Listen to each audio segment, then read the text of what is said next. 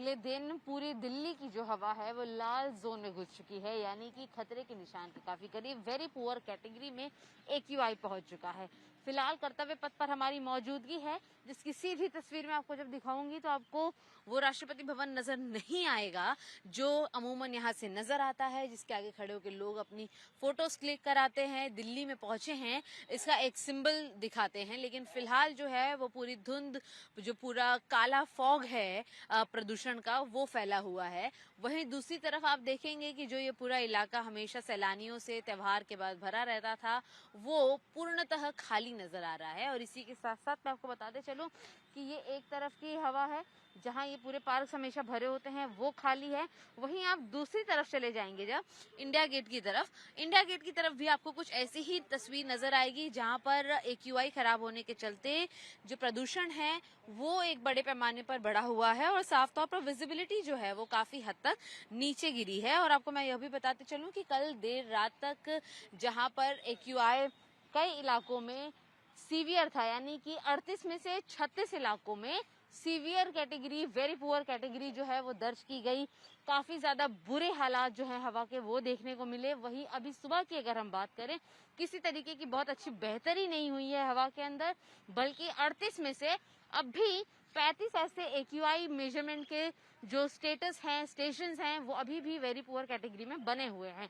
यहाँ तक कि आनंद विहार इलाके की बात करें तो वहां पर सीवियर कैटेगरी लगातार 2 दिनों से बनी हुई है, जहां पर पटाखे फोड़ने के बाद से दिल्ली सबसे ज्यादा बड़े पैमाने पर प्रदूषित मानी जा रही है। देखना यह होगा कि फिलहाल जो सेंट्रल पोल्यूशन कंट्रोल बोर्ड के आंकड़े बता रहे हैं वो very low, very poor category के हैं। इनमें कब बेहतरी आती है, इसमें बेहतरी लाने के लिए दिल्ली सरकार या प्रशासन किस तरीके के एहतियातन कदम उठाता है, यह भी एक देखने वाली तस्वीर होगी। अभिषेक माथुर के साथ शिवानी मिश्रा, टाइम्स ऑफ भारत के लिए दिल्ली से।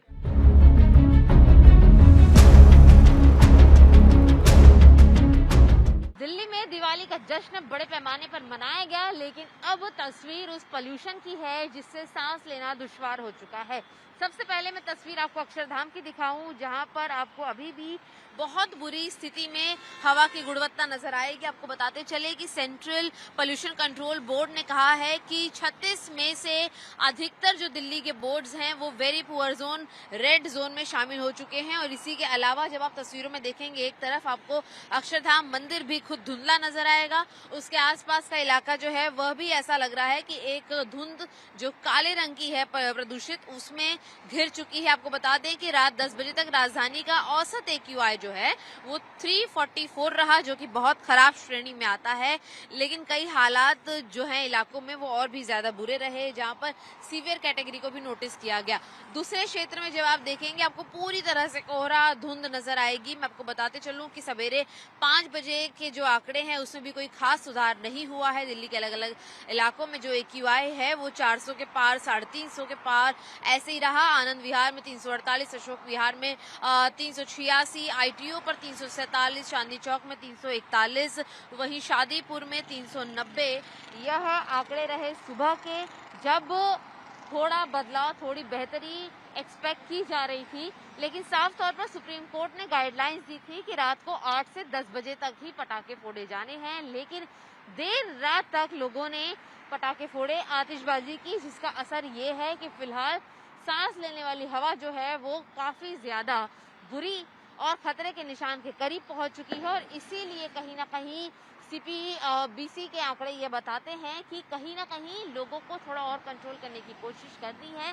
देखना यह होगा कि दिवाली बीत चुकी है, उसके बाद जो हवा की बिगड़ी हुई गुणवत्ता है वो दोबारा नॉर्मल पर कब आती है और कब ये वेरी पुअर कैटेगरी से एक सेटिस्फैक्टरी हेल्दी कैटेगरी तक पहुंच पाता है।